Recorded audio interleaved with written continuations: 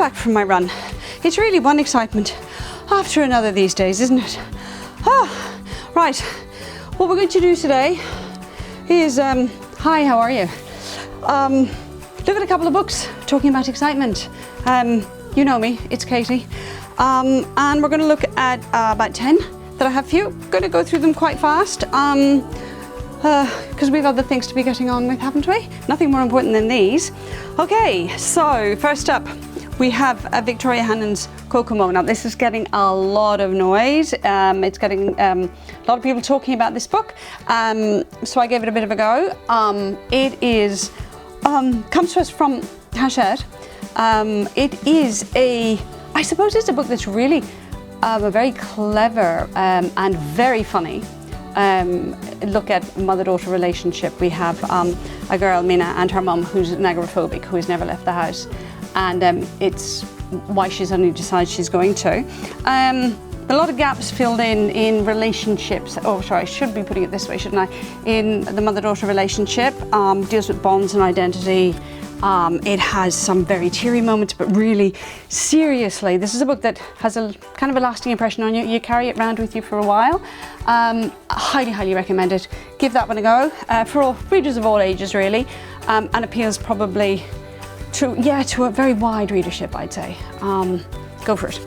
Next one up, you all know her, Ali Smith. Now this one is Summer.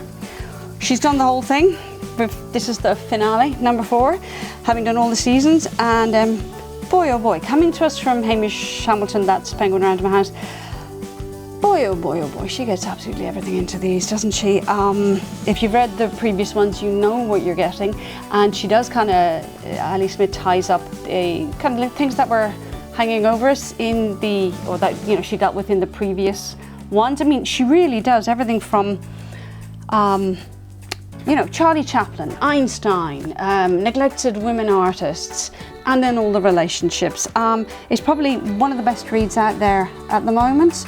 I think I'd probably say that you're better off reading them, the other ones, before you get to that one, because she does conclude there is this narrative thread carried through all of them. So it's astonishing. She leaves me winded. I don't know how she does it. Gets that much in it. Absolutely stunning stuff. So that's if that's your cup of tea, come for that one. Something completely different, Kirsten Hannah's Wild. This one comes to us from Picador, Me Believes. Macmillan. Phew, that run was quite something. I stayed in me 5Ks. Look, we're in the northwest of America, and a child comes out of a forest, I think clutching a pup. I haven't read it, all right? I've read bits of it. I've read the first couple of chapters. We have a sister relationship, because obviously if someone's coming out of the wild, at 6 years old, 6-year-old girl, they establish, there'll be a huge backstory. There'll be problems with, communication. So there are 2 sisters. One of them's been kind of ostracized by the community, and their relationship, the relationship with the girl, how their pasts were, and just one of those reads you just, you rip through.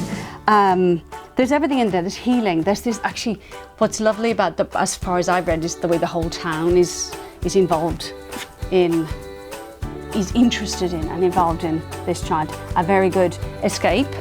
It's all about escaping, really, these ones. I think we have another one. This is only hilarious. I'm halfway through this and absolutely loving it. It's from Scribner, so it's Simon & Schuster. It's called The Miseducation of Evie Epworth, and it's by Matson Taylor, and it is 1962, and you get the 16-year-old girl, and she's on the cusp of womanhood, and it's England. We're in West Riding, I think, Yorkshire Dales, and it's the story of who she thinks she's going to become, who she doesn't want to become, the kind of women who surround her. She hasn't got a mum, so mums are dreadfully important. So she makes you laugh. I laughed myself sick. I mean, when I picked it up, I said, 16-year-old girl, am I going to identify? Don't hesitate. It's a really, really good fun read. It's light, it's highly entertaining, but there's some, gritty bits about identity and hope, resilience, the whole shebang. 1962, an absolute giggle. There you are, that's that one. I really, snuggle up with some of these books. They're great winter reads. Oh, David's just put this one down from Picador. That's Pan Macmillan. This one, you all know Emma Donoghue, this one, The Pull of the Stars. She wrote Room, you know, that favourite one about what it must be like to be in isolation for a long time. And funnily enough, this one, look at that gorgeous cover, is 3 women in a maternity ward during the Spanish flu, 1919, Dublin. Based on partly on the life of one of the doctors. You've got these 3 women, a doctor, a matron, and a young lassie off the streets called Bridie, methinks, because David's read this, and how they deal with these women who are going to give birth but who have to be kept separate because of the flu. Poignant, bit teary, there'll be a bit of everything in there, but it's women. A great read.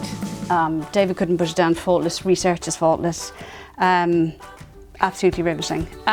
You'll know Pam Jenoff. This is my next one up.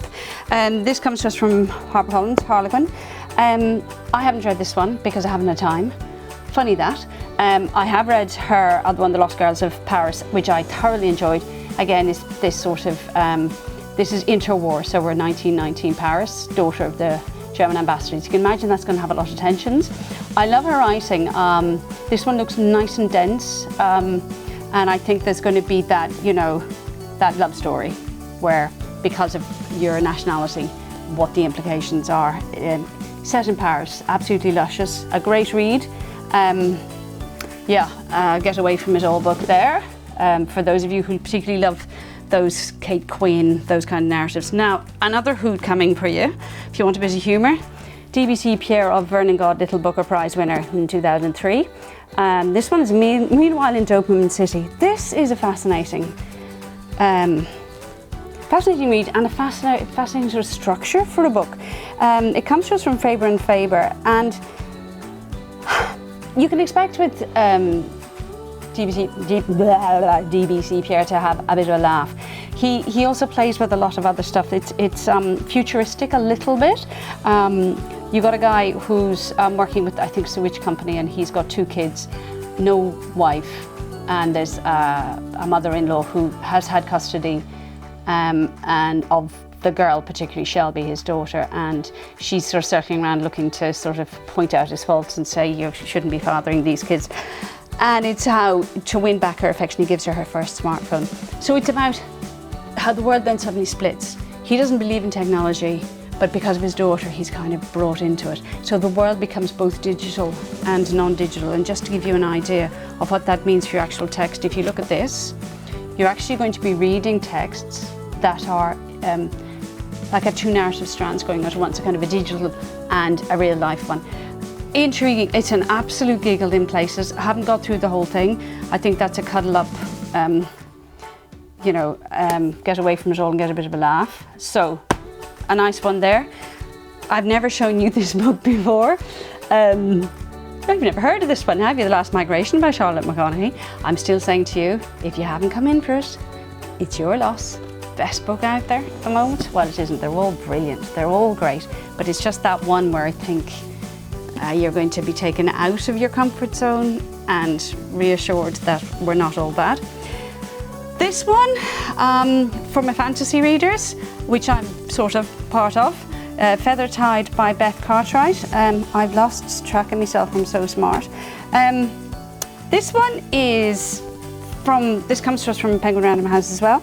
It's fantasy. It's about a girl who's born, you're right in the fantasy world. Like, there's no 2 worlds, there's no portals, you're just right in this very strange world. This girl is born with feathers, so you know her. And her mother tries to keep her hidden because she's different. So we're in that difference narrative. And it's set in a very Venetian world where you have sort of sirens and masked and masquerade and balls and time stopping. And it's a very strange world. But it's I found it very delicate. Lovely read. It's finding who her father was, it's finding love, it's finding accepting who you are. Gorgeous read. Highly recommend that if you're a fantasy reader. It is pure classic fantasy.